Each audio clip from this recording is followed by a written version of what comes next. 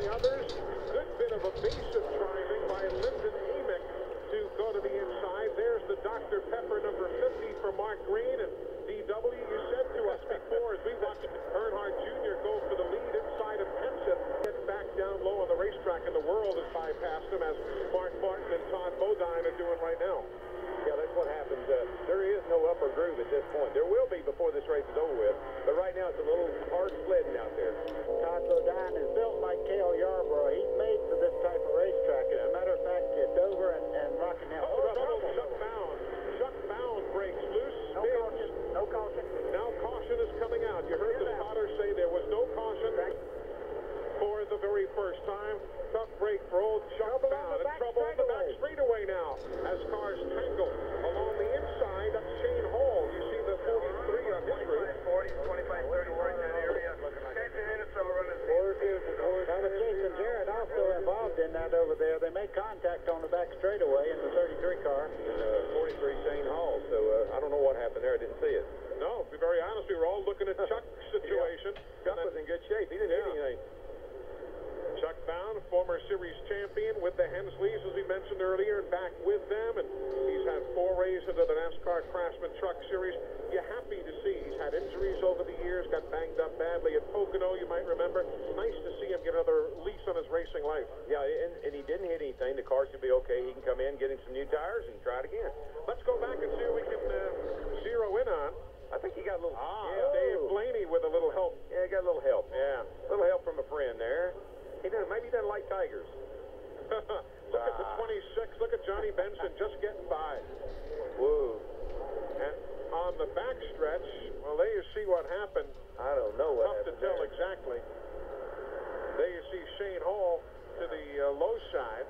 I'm thinking that somebody hollered caution and they slowed down. And that's Wayne Grubb going by outside wall. I'm sure it's probably one of those chain reactions. Jason Jarrett also locked up the brakes on the high side. They thought I corrected you on that. Gary Earnhardt running in 13th time. I thought he was going back across the track there. Stay down. Matt Kenseth, the leader, has taken the caution, and there is the all right, all the cars are by. Get it started. Good luck, Frank. That's the second car he's gone through this weekend. He had a little incident in practice yesterday and had to go to a backup car. How about it, Gary? Got a copy? He's had a wreck with this weekend. Two more. Speed up, Gary. You can beat the pace car. Take it around a lap. It doesn't look like it's hurt bad enough. You can get around one time. Here's what happened. Let's see. He's on the outside. Hey, looks like he may have got a little tap there. Might have got a little help from the Kevin Grubb car, the green and blue. Yeah. Number 37, yeah. See, that's when the tires start to wear down a little bit and the cars start to lose grip, you lose traction. If he comes out of that corner, he's in the throttle, and he has to lift just a little bit, then the 37 car's going to get into He's already sideways. He's already sideways. Yeah, he lost control there. He's fighting, and he does get tapped there. That absolutely sent him down through there backwards. But if you guys tell me, though, if he hadn't had problems in the first place, Grubb might not have run up on him. Well, he wouldn't have. But, that's defensive driving. He got the leader a while ago and has maintained that gap that he has between now. Caution will come out. He would make that lap up. He seems to be almost as fast as Kenseth. Now look right there in the middle of the picture. Here comes Jeff Burton. It's just a matter of time. Oh, bravo! Mike Swain gets drilled hard by the Gibbs car. Mike Swain Jr. and Gibbs bringing out the caution. Mean hit. Boy, has that car and team ever absorbed some hits. Yeah, and back behind there, Matt Kenseth locked up the brake, slid all the way down the back straightaway, didn't come around, but really had the binders on. That could have been big. Also saw Ed Berrier's car sitting there, folks. There he is. After his spin on the first lap, and he had worked his way up to 10th place, he is now involved. So Mike Swain Jr. with J.D. Gibbs and Ed Berrier bring out the third caution of the day, lap 115. And you can see it's going to be a while. A lot of cleanup to do, a lot of debris all across the racetrack. And wow, man. Oh, another car got a piece of it too. The Mark Krogh car. There's Joe Bessie nosed up against the wall. That's one thing, Eli, we can talk all we want to about that second turn, but nobody, until you come off that corner one time and look up 3 cars spinning in front of you, do you realize how narrow it is over there? Yeah, well, you just come off of there and the car really just... Back there. Watch this again. Berrier gets involved there. Earnhardt checks up on the inside there. Oh, and then Bessie hits Berrier. Yeah, something happened to Dale Jr. He just looks like he stopped. And then behind him, Swain tried to speed to the wall. Boy, that would have been the second week in a row that 18 car turned somebody over. Well, in the 47, Santerre last week in Daytona, you know, had a different drivers in both cars. Yeah. He almost went over. Really on the move right now. I think Kenseth's car may be just a little bit better on long run, so right now he's in trouble. Boy, look at that. Oh, we got trouble. Big trouble. Big time. Keller, Dale Earnhardt Jr. Keller comes down and gets McLaughlin. Dale Jr. We mentioned Earnhardt Jr. and caution is on the Speedway. And then Amick also on pit road there with a torn up car. There is Amick. How many guys are racing back here, guys? There's Earnhardt. You see him into that barrier there, right front corner, matched all there. There's a heck of a race back to the line for a lap back, y'all. Musgrave will manage to get one of those laps back as everybody tries to work themselves back and do get there. Bobby Hamilton Jr., I believe, got a piece of that. There's Dale Earnhardt. There's one of the big losers, Jason Keller.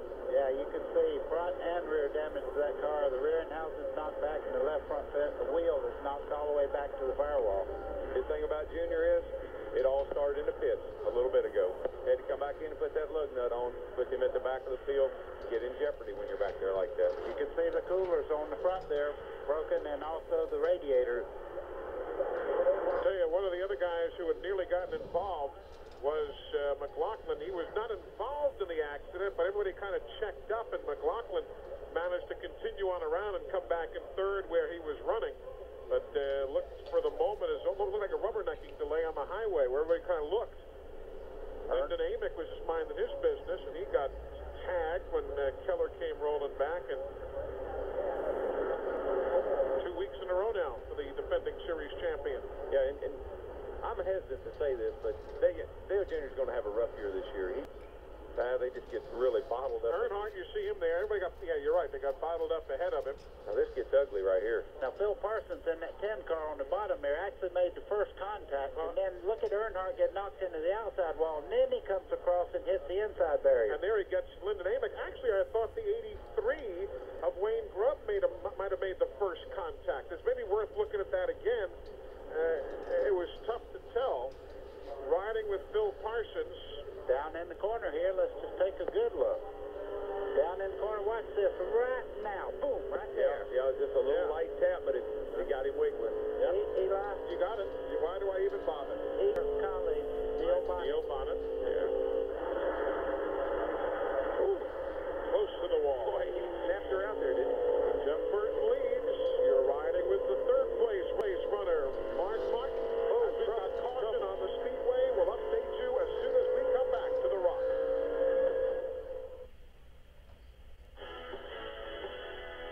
We are under caution, as we mentioned, just as we were going to break. Jeff Krogh in a single car incident, and you'll see on the replay exactly what happened. One of those freakish things that you do see every now and then.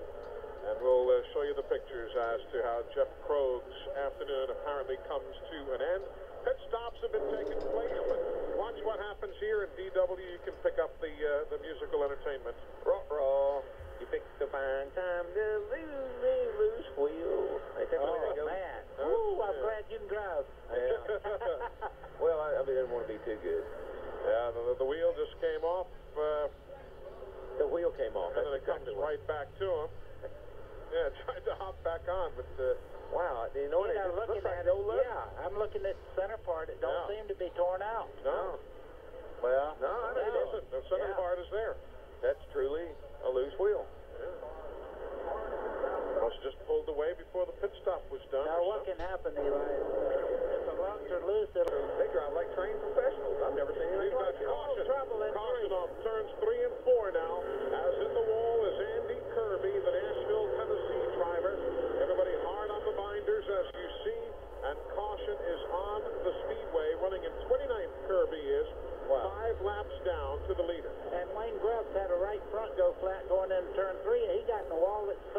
Kirby had trouble. There they are right there. That 83 car got hung up on the outside. I guess that's grub, and he couldn't get down, and it was just causing everybody to bottleneck. And he finally had a flat tire and hit the wall going in third corner over there. That's where he stopped. He hit up way over there. Wow. And Bill Parsons getting a good bit of that as well. Radiator busted. You can see the steam coming out around the front wheel there. Watch the restart here. This is incredible. Watch all these cars. There's smoke from the right rear of the Reigns car, maybe some sheet metal damage. Yeah, there's big contact There's right Hermie. there. Hermie Sadler, the 72. Yeah. Jason Jarrett will join that fray, and watch this now. From the shop. Loosens you up. He's giving him, look at the sun getting into turn one. We were talking just right there. It's almost a blind spot getting into turn one. In the corner, there's Pearson to the outside. You see, giving him some racing room. The 0-0.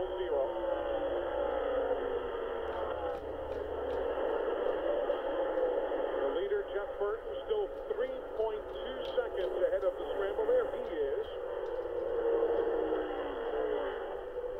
If it was Sunday, he'd be on the Sunday ride, wouldn't he? Yeah, he would, but Mark Martin turned it up a little bit himself. Right now, teammates tomorrow, Burton leads in second place, Mark Martin. These guys are really playing. And Kenseth is also a member of some of that team stuff, too. You know, he's involved with routes. Having a pretty good day here. They got a route going on. Just ahead of LaJoy, white flag is in the air. Last time to do it for Jeff Burton now. Zeroing in on his 10th career victory in the NASCAR Busch Series. The 5th on a super speedway. He started in 30th, Burton did. Not the farthest back for a winner. Steve Grissom started back at 32nd in 1990. But those numbers don't matter to Burton. He likes the numbers he's going to see. In victory lane, Jeff Burton wins.